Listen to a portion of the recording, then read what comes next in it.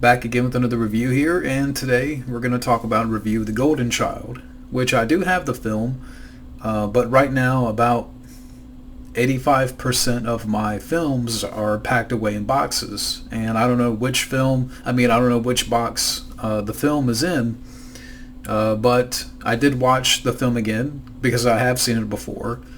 It's been a few years, and it was a fun watch. It was fun to rewatch again, and also this is for DJ Donnelly. Thank you for the request. But let's talk about the plot to the film.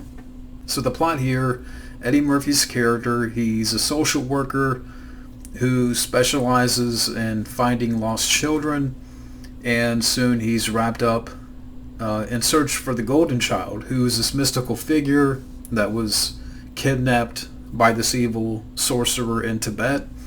This young woman teams up with Eddie Murphy, and she believes that Eddie Murphy is the chosen one, and together they go on this journey to recover the Golden Child, and that's the plot to the film here. Now the film here is directed by Michael Ritchie, and Michael Ritchie to me is a solid director. You know, he directed Fletch with Chevy Chase, which is a great comedy. He also directed the sequel, Fletch Lives. He also directed this film called Digstown, which is a boxing film with Louis Gossett Jr. and James Woods, and that's a good flick. He also directed Cops and Robertsons with Chevy Chase, which is not the best comedy. It's an okay film. It's an okay comedy, but it's not Chevy Chase's best. I do remember Chevy Chase and Jack Palance in that movie, but he's still a solid director, and I thought he did a solid job here. The cast, you got Eddie Murphy in the film, who's our lead. You got Charles Dance, who's our villain in the film, and he's always a good villain. He was the villain in Last Action Hero.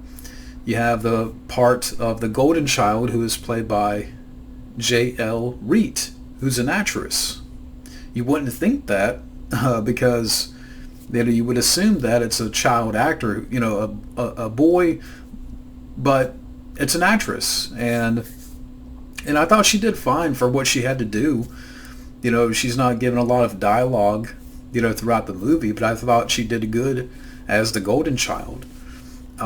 Charlotte Lewis as the woman who teams up with Eddie Murphy, I thought she was fine. You also have Victor Wong in the movie. And Victor Wong, he was Egg Shen in Big Trouble in Little China. He was the character of Walter in Tremors. Very recognizable actor, and I thought he did good here. The scene between him and Eddie Murphy later, where he rips off Eddie Murphy, is a lot of fun. And this is also, which James Hong is also in the film. I was getting ready to mention, just how, similar this film is to Big Trouble in Little China, because you have two actors, Victor Wong and James Hong, who are in this movie, and they were also in Big Trouble in Little China. James Hong played the villain Lo Pan in that movie, and he's still around, which is amazing. Randall Tex Cobb, he's in the film as the character of Till, and that guy you've seen before, whether in Uncommon Valor, Raising Arizona, and other movies, and recognizable actor, the TV host in the beginning of the film, who's interviewing Eddie Murphy. I'm like, is that the guy from the Seinfeld episode The Breeze, the Moyle? Charles Levine? But yeah, that's him. And you've seen this guy in other stuff, but for me, being a big Seinfeld fan, I'm like, hey, that's the Moyle from the Breeze episode. But yeah, really good cast here. And getting to my notes with the film here, I think the big thing with this film that a lot of people mention is the comparisons between this and Big Trouble in Little China. Big Trouble in Little China is my favorite Kurt Russell film and John Carpenter movie.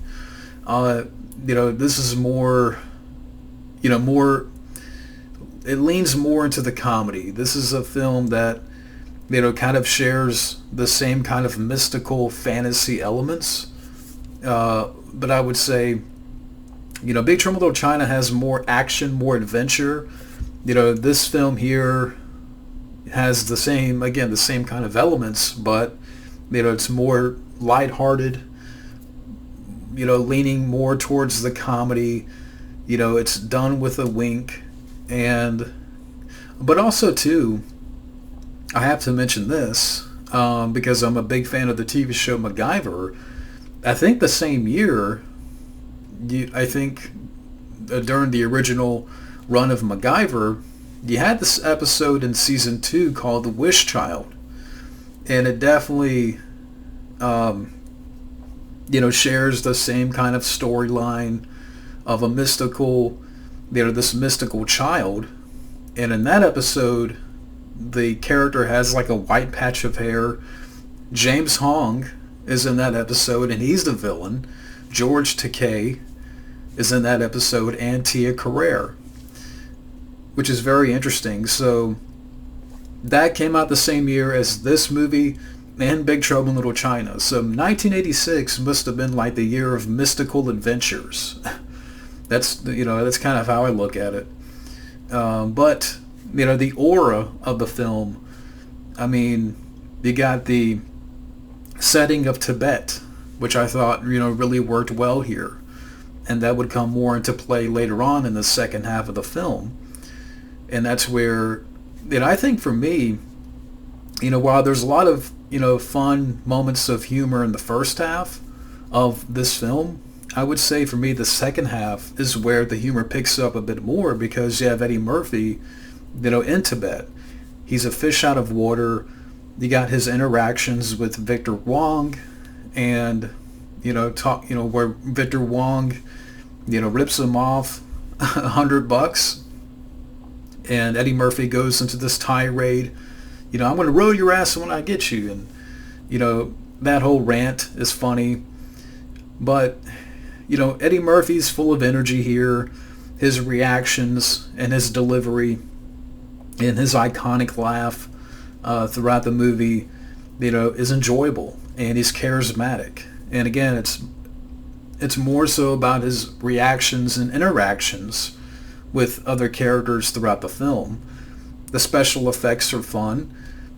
I forgot in the film here, there's like a hell sequence with the villain, and I forgot about that part. And they have the scene with the dancing Pepsi can, which is fun. And the third act, you got some good stuff there, where Eddie Murphy, even before rescuing the golden child, he has to walk the path and stay on the path while holding a glass of water. And he has some fun bits of humor in those scenes.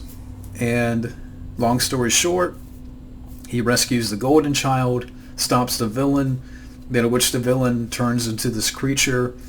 And I like the special effects. I know it's not, perfect to look at, but it's enjoyable. And yeah, so I think, I covered quite a bit here with this movie, and I can talk about this film for 30, 40 minutes, but yeah, so The Golden Child is a lot of fun, and it was a lot of fun to rewatch again. I'm glad that, I got a chance to, revisit the film again. And so with that being said, let me get to my final thoughts on The Golden Child. Eddie Murphy entertains in this comedy fantasy with mystical elements throughout, and it's, to me, a very underrated comedy. But yeah, so that's my review of The Golden Child. Thank you for watching, and take care.